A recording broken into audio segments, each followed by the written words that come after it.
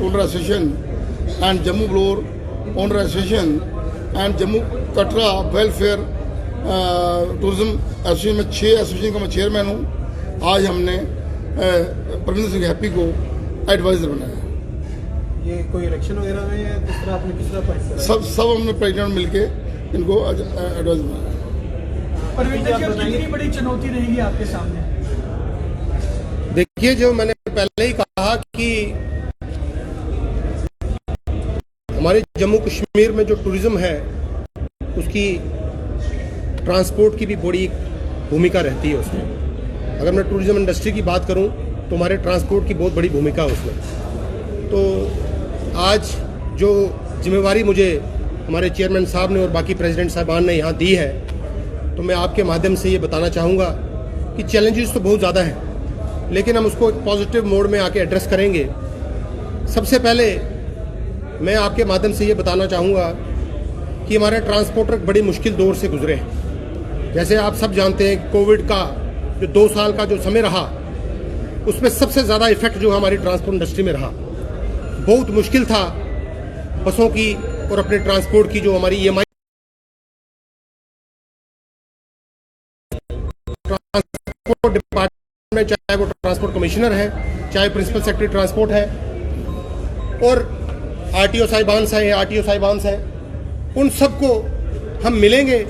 और अपनी मांगे जो हैं उनके समक्ष रखेंगे, जिसमें आप देखेंगे काफ़ी देर पुरानी जो हमारे ट्रांसपोर्ट भाइयों के जो पैसे जो फंसे हुए थे, 2019 की अगर मैं बात करूं, माननीय प्रधानमंत्री जी का तब दौरा हुआ तो वो आज भी उनकी पेमेंट्स जो है वो ऑफिस में फाइलें इधर से उधर हो रही हैं। उसके बाद मैं बात करूं जो परमिट्स हैं 2x2 बसेस के, उनका रिन्यूअल टाइम जो है, हम इस स्टेज से आज मांग करते हैं गवर्नमेंट से कि रिन्यूअल टाइम जो है 3 से 5 साल में होना चाहिए, जो कि हम बाकी बसेस में हम कर रहे हैं। दूसरा, जो SRTC की जो बसेस रोड पे अप्लाई कर रही हैं, उनके टाइमिंग्स और हमारी प्राइवेट बसेस में काफ़ी क्लैश है, उस मुद्दे में भी हम बात करेंगे। और हमारा एक फिक्स प्राइस होना चाहिए। जैसे आप देखते हैं कि पिछले दिनों डीजल और पेट्रोल के प्राइस काफ़ी राइज हुए, तो हम मांग करते हैं कि एक कमेटी का गठन होना चाहिए, जिसमें एक कमेटी ये चीज़ तय करे कि 5 रुपये अगर डीजल बढ़ता है तो उतना ही अमाउंट में, उतनी परसेंटेज में हमारे जो पैसेंजर्स के जो रेट फेयर्स हैं वो भी बढ़ने और कम होने चाहिए। सर, आने वाले समय में अमरनाथ यात्रा भी अब शुरू होने वाली है, क्योंकि काफ़ी लंबे समय से यात्रा नहीं हो पाई थी, तो यात्रियों के लिए क्या ऐसा संदेश रहेगा? देखिए, मैं आपके माध्यम से आज ये चीज़ कहना चाहता हूँ कि बड़ी खुशी की बात है, कोरोना काल के बाद 2 साल के बाद ये यात्रा चल रही है और देश विदेश से श्रद्धालु जो हैं बाबा बर्फानी अमरनाथ जी की यात्रा के लिए आते हैं, और हमारी ट्रांसपोर्ट इंडस्ट्री की तरफ से पूरी सपोर्ट रहेगी गवर्नमेंट को और पैसेंजर्स को और यात्रियों को। और हम मांग करते हैं, जैसे SRTC 3x2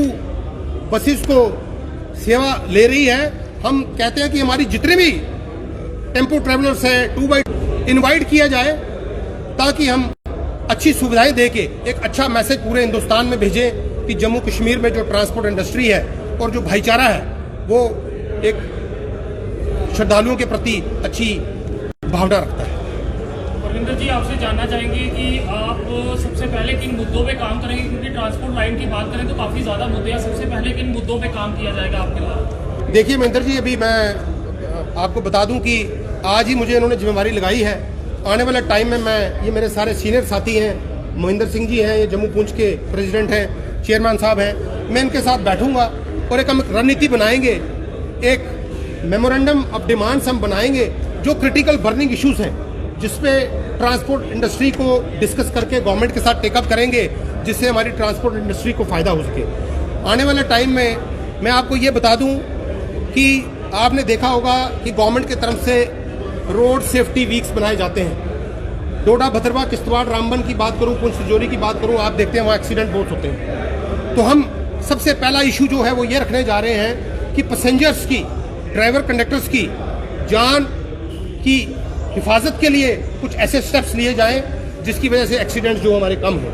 और डॉक्यूमेंटेशन पार्ट के लिए जो भी हमारी डिमांड्स होंगी, हम गवर्नमेंट के साथ बैठ के, स्टेक होल्डर से बैठ इश्यूज को रिजॉल्व करें। रविंद्र जी, हम ऐसा देखते हैं कि जम्मू कश्मीर में टूरिज्म काफ़ी ज़्यादा है, लेकिन जिस तरीके से हमने रोड एक्सीडेंट का जिक्र किया, तो इससे कहीं ना कहीं जो है एक सेटबैक भी मिलता है, तो इसको किस तरीके से ओवरकम करेंगे? जम्मू में, कश्मीर में तो हम देखते हैं काफ़ी ज़्यादा इसके ऊपर हिदायतें दी जाती है, जम्मू में किस तरीके से? देखिए, जैसे मैंने आपको पहले कहा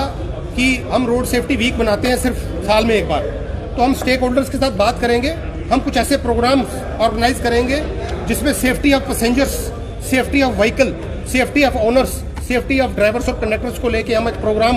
आने वाले टाइम में हम ट्रैफिक डिपार्टमेंट के साथ बात करेंगे, एमवीडी डिपार्टमेंट के साथ बात करेंगे और उनके लिए हम प्रोग्राम्स जगह जगह पे हम करेंगे और उनको बताएंगे कि हम कैसे ये जो एक्सीडेंट साल के एक बार नहीं, महीने में एक बार हो सकता है। नहीं, चलिए महीने में एक बार नहीं, लेकिन 3 महीने में एक बार ये होना चाहिए, बिल्कुल होना चाहिए। अच्छा रविंद्र जी, ई रिक्शा और बैटरी रिक्शा शुरू है, इससे कुछ फर्क पड़ेगा ट्रांसपोर्टर्स को, खासकर? देखिए, जो आप ई रिक्शा की बात कर रहे हैं वो हम लिंक रोड्स के लिए ई रिक्शा जो है वो दिए गए हैं, जहाँ पे आपकी मेटाडोर्स और दूसरी सर्विसेज नहीं पहुँचती, और वो भी लोगों की सुविधाओं के लिए लिंक रोड्स में ई रिक्शा आप कर रहे हैं, तो हम समझते हैं कि वो अपने लिंक रोड्स में उसमें अप्लाई करें, उसमें ट्रांसपोर्ट के लिए कोई भी ऐसी कोई बात नहीं।